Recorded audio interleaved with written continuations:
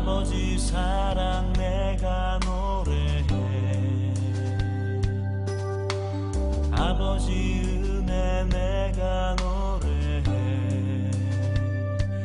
그 사랑 변함없으신 거짓 없으신 성실하신 그 사랑 상함 가운데 꺾지 않으시는 꺼져가는 등불 끄지 않는 그 사랑 변함없으신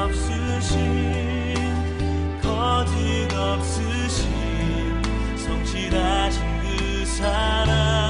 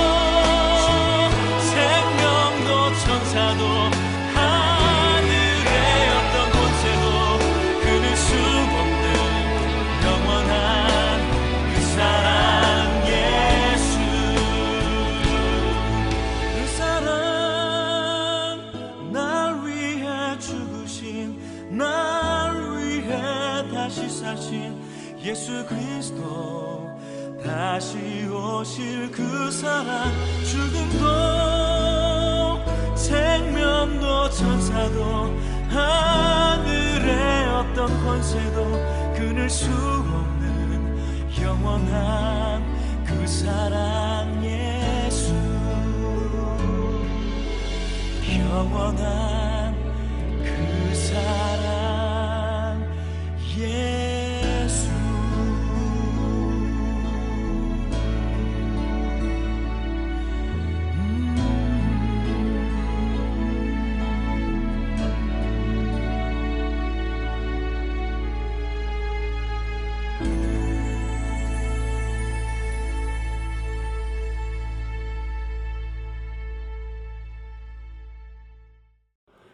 오늘 우리에게 주신 하나님의 말씀은 로마서 10장 18절에서 21절까지의 말씀입니다. 다 같이 화면을 보시면서 함께 읽겠습니다. 그러면 내가 묻습니다. 그들은 들은 일이 없습니까? 물론 그렇지 않습니다. 성경 말씀에 그들의 목소리가 온 땅에 퍼지고 그들의 말이 땅 끝까지 퍼졌다 하였습니다. 내가 다시 묻습니다. 이스라엘이 알지 못하였습니까? 이에 대하여 하나님께서 먼저 모세를 통하여 이렇게 말씀하셨습니다. 나는 내 백성이 아닌 사람들로 너희의 질투심을 일으키고 미련한 백성들로 너희의 분노를 자아내겠다. 또한 이사야는 매우 담대하게 이렇게 말씀을 전하였습니다. 나를 찾지 않는 사람들을 내가 만나주고 나를 구하지 않는 사람들에게 내가 나타났다. 또한 이사야는 하나님께서 이스라엘을 보고 복종하지 않고 거역하는 백성에게 나는 온종일 내 손을 내밀었다 하신 말씀을 선포하였습니다. 아멘. 하나님께서 이 말씀을 통하여 우리에게 은혜 주시기를 원합니다. 하나님의 크신 사랑과 은총이 여러분의 삶에 함께 하시기를 빕니다. 오늘은 거룩한 질투라는 제목으로 함께 하나님의 말씀을 나누겠습니다. 여러분 혹시 인지부조화라는 말을 들어보신 적이 있으십니까? 심리학 용어인 인지부조화는 자신이 믿고 있는 신념과 모순되는 새로운 사실을 마주했을 때 겪는 심리적 불편함을 뜻합니다. 이때 인간의 뇌는 아주 교묘한 방어 기제를 작동시킵니다.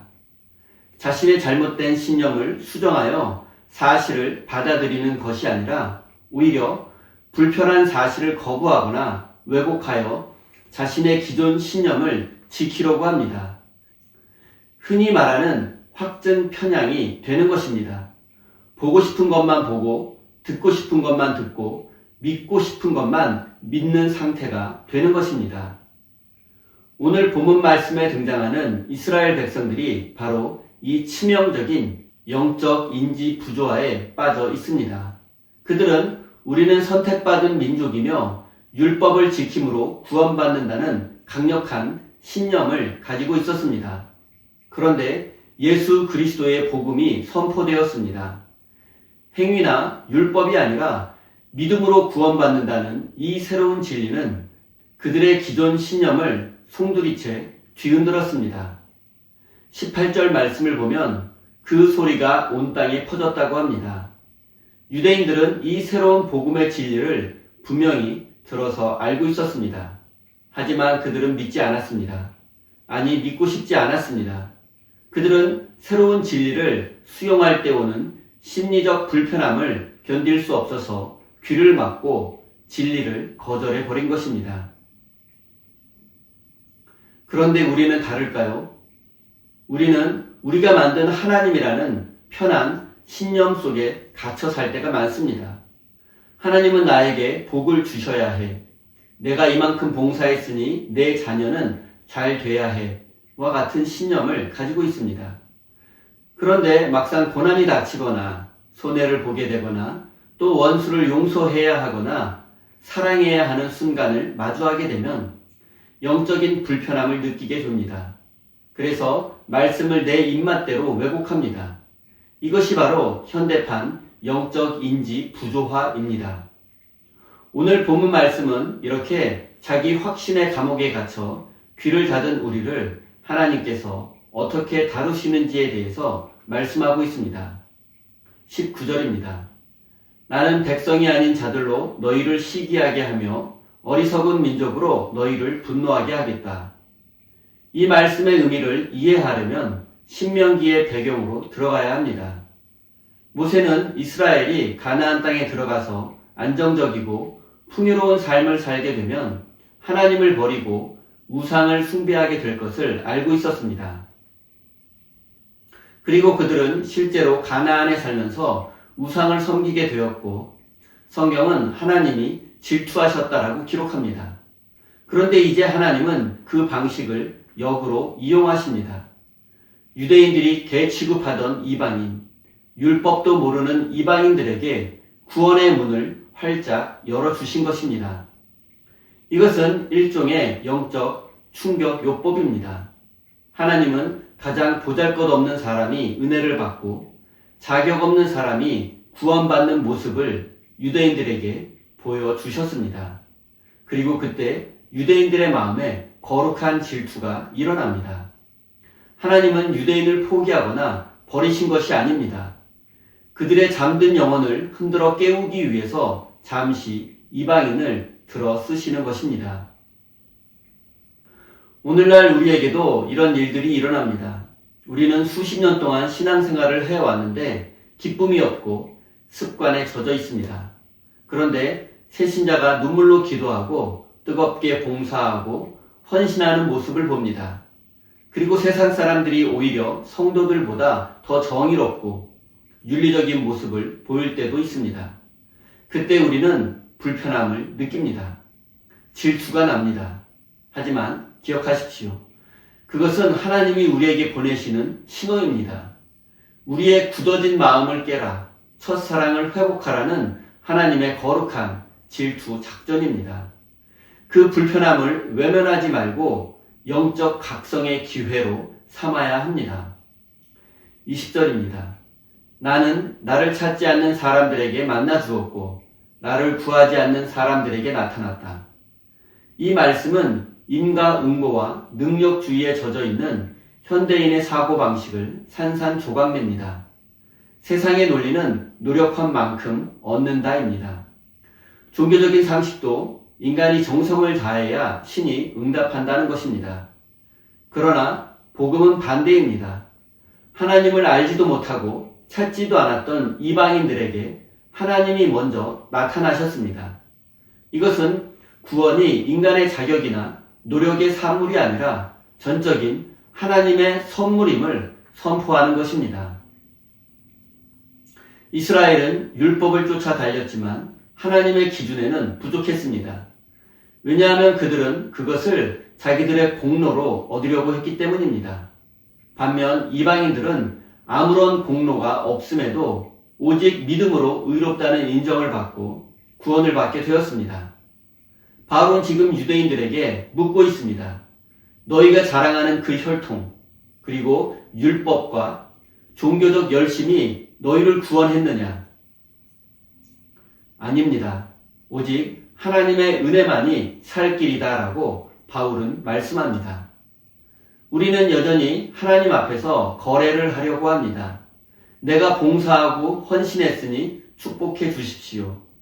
11조와 주일 성수를 했으니 축복해 주셔야 합니다.